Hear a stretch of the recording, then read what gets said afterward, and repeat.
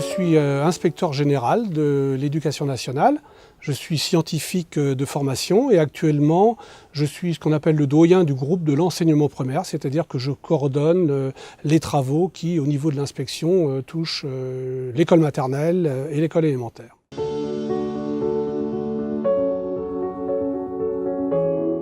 Alors le sujet des ponts paraît comme étant l'exemple même d'un sujet que nous appelons transversal, c'est-à-dire qui peut être abordé à travers différentes disciplines. On pense quand même bien sûr avant tout à l'enseignement de la technologie, mais à partir de cet enseignement, on peut aussi parfaitement orienter les travaux dans le sens de l'approche historique. Travailler sur des ponts permet aussi, à travers les différentes manipulations, d'effectuer quelques mesures. On peut donc aussi toucher en partie l'enseignement des mathématiques. Et lorsque les élèves s'expriment et doivent passer ensuite à l'élaboration de la trace écrite, ils écrivent et par conséquent, c'est aussi un moyen de participer, de les faire s'impliquer dans des objectifs qui relèvent de la maîtrise de la langue française.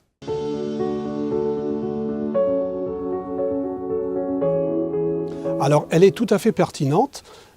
Elle est de toute façon inscrite dans les programmes, donc en principe, les enseignants ne sont pas obligés, bien évidemment, de travailler sur les ponts, mais en tout cas doivent proposer à leurs élèves un enseignement scientifique et technologique. Alors pourquoi est-elle pertinente ? Je pense qu'il faut essayer de répondre à au moins deux objectifs. La première, c'est d'amener les élèves à comprendre que la science est une discipline rigoureuse et exigeante, mais qu'on peut aussi l'aborder d'une manière attractive, en manipulant, en réfléchissant, en tâtonnant, en expérimentant, en échangeant, de telle sorte que le regard que les élèves puissent porter sur la science les amène ensuite à s'engager lorsqu'ils seront essentiellement au lycée et même plus tard à l'université, dans des filières scientifiques pour lesquelles nous savons que nous manquons cruellement en France de candidats. Et il y a immédiatement, dès l'école primaire, un objectif peut-être plus immédiat, qui est de confronter les élèves à la rigueur d'une démarche et les amener, surtout dans un contexte actuel, vous savez, où les événements récents nous ont amenés à reposer un certain nombre de valeurs, comme la laïcité, etc., à travers des activités très simples, à bien faire la différence entre ce qui relève d'une idée personnelle, d'une opinion que l'on peut avoir, et ce que nous appelons un fait scientifique qui puisse être expérimentalement démontré. Un travail aussi abouti, ambitieux, intéressant, prenant véritablement appui sur un projet technologique, je ne serai pas en mesure de vous dire que c'est la première fois, en tout cas c'est la première fois que je le rencontre. Quel est votre pont préféré ? Eh bien, mon pont préféré, je les trouve tous beaux, mais alors je vais répondre, ce ne sera pas très original, le pont de Millau, que je viens de voir, alors je n'ai pas eu le plaisir de passer dessus, je viens de le voir pour la première fois la semaine dernière, et c'est vrai que lorsque sur les hauteurs du Causse, on aperçoit cet ouvrage, on ne peut être qu'émerveillé par sa beauté esthétique et admiratif par rapport aux ingénieurs qui l'ont conçu, et aux techniciens et aux ouvriers qui l'ont réalisé. Combien de fois par jour utilisez-vous un pont ? Pas souvent, à vrai dire, parce que lorsque je suis à Paris, ce qui correspond quand même à l'essentiel de mes activités, j'utilise plutôt les transports en commun.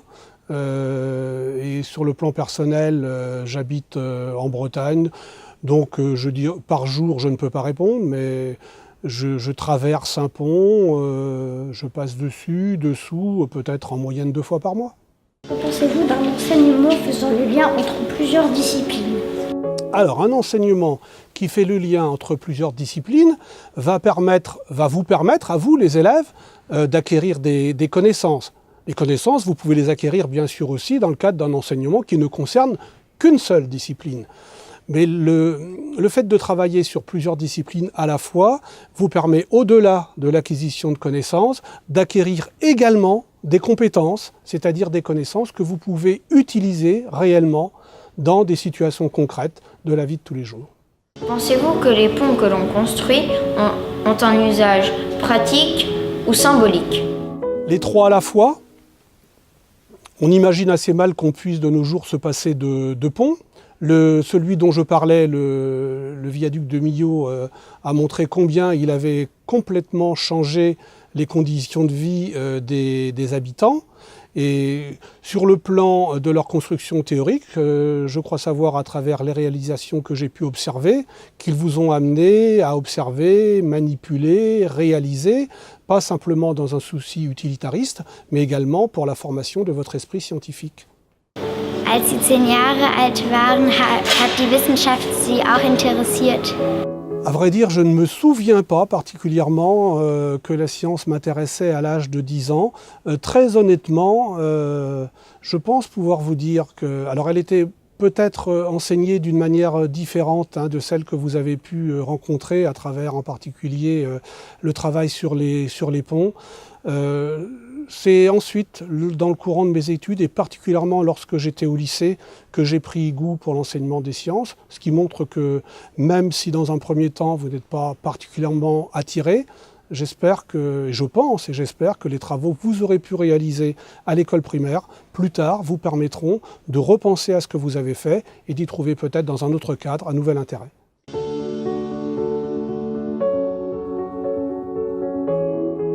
C'est une manière attractive pour les élèves parce que, pour 2 raisons au moins. La première, c'est qu'elle est fondée sur une manipulation, sur une modélisation aussi, mais dans le cadre d'une démarche où on peut se tromper. Et c'est en confrontant justement plusieurs expérimentations qu'ils vont pouvoir retenir ce qu'on appelle quelquefois la solution experte. Donc c'est un véritable travail intellectuel, mais fondé sur le geste, sur le concret, par rapport à des situations qui correspondent à des objets importants, quelquefois monumentaux, qui existent dans la réalité.